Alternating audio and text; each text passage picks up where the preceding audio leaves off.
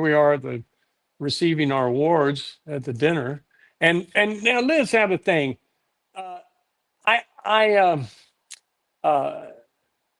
I I was going into Sardi's on Wednesday. It was called the Actors Lunch, and it was half price, and I loved it because it was upstairs. I had a waiter that always give me a bag of the that brown bread with the raisins and everything in it. You know, he knew I loved it. And I'm walking with a date kind of thing, a little lunch date, and we're walking through the entrance, and it's packed because whatever people going to the theater or just out of the theater. I'm heading to go upstairs, and I hear this Rex. Oh, Rexy. Oh, Rexy. Rex. I'm thinking, oh my God, it's somebody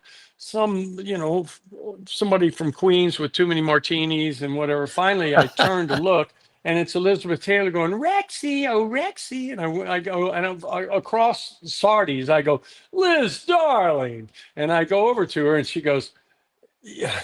She goes, cut the crap. I went, well, you started it. And she goes, what are you doing? I said, well, I'm having lunch with her. She goes, you really having lunch with her? I said, no, I'm having lunch with you. And so I said, listen, you're my guest. You can go up and have lunch. I'm sorry, but I gotta do this with her.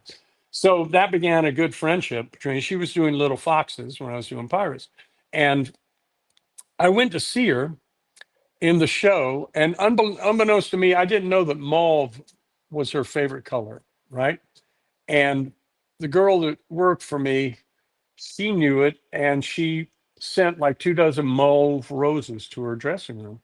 And I was wearing a mauve sweater. I had no idea. Look, this is the 80s. You wore colors like that, right? And I had no idea. I had no idea that I was wearing the color of the roses that she's got, and it was her favorite color.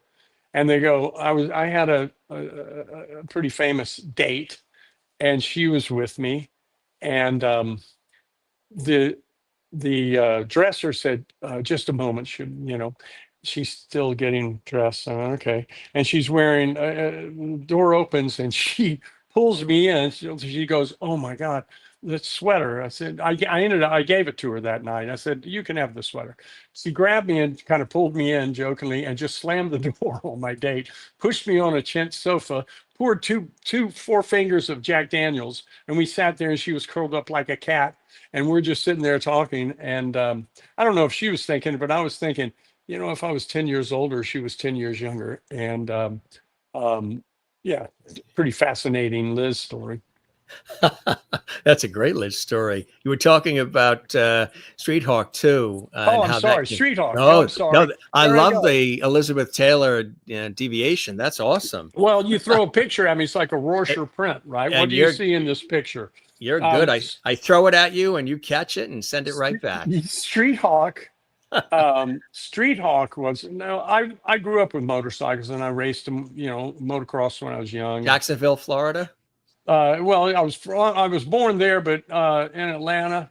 Atlanta, yeah. I'm a pardon an F head from Buckhead, and I went to high school there and stuff. But anyway, so motorcycles were always part of my life. And when Street Hawk, I met with ABC, and they wanted to talk about a series, and they presented me with three things. One was like a musician, and the next one was like a musician, and then something to do was just the bare bones idea of something on a motorcycle. And I said, that sounds good to me, because I had, until Street Hawk, I had never done anything that I wasn't singing to, right? So Street Hawk was my first actual non-singing part.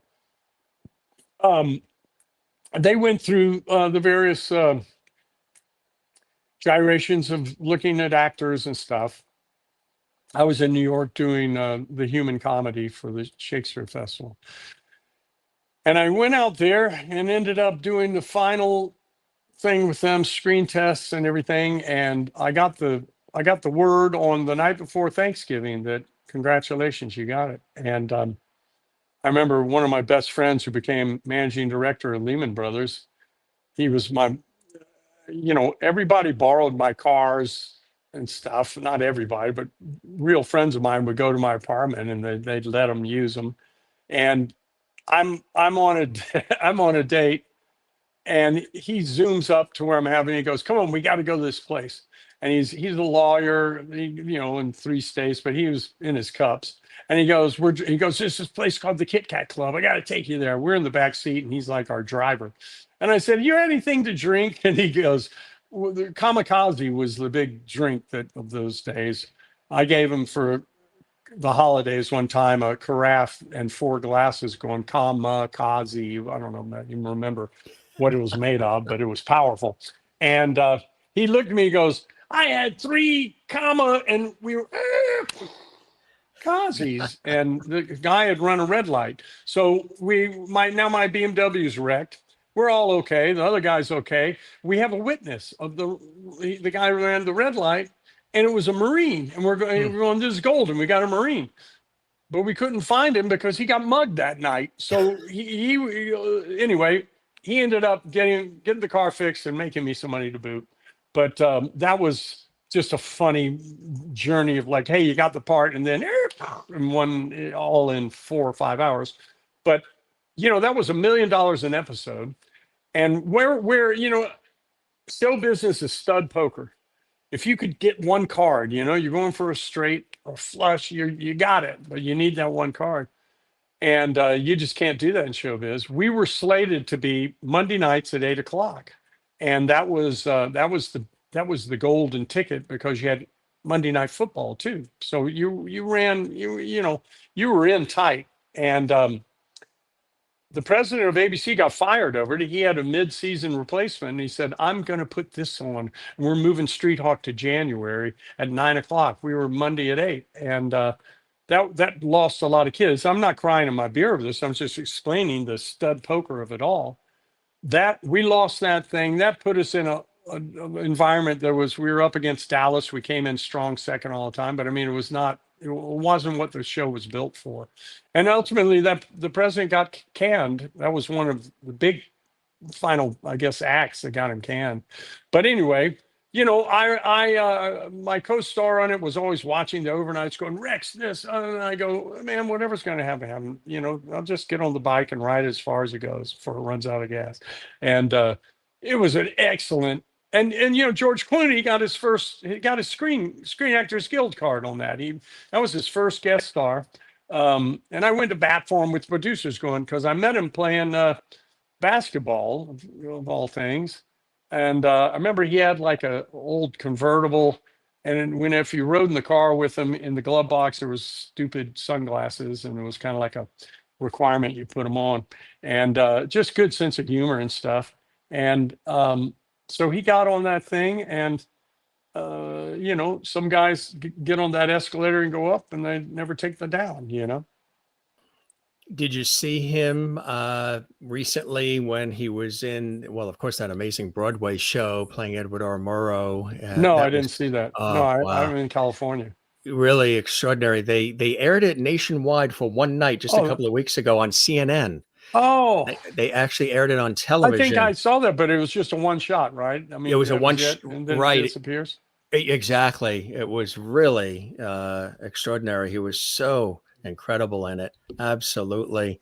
So how were you able to, with all of the fanfare and being, a teen idol and having music out and films and television and stage performances and just really being on the tips of everybody's tongue, did the family keep you grounded? How did you navigate all of the craziness of it?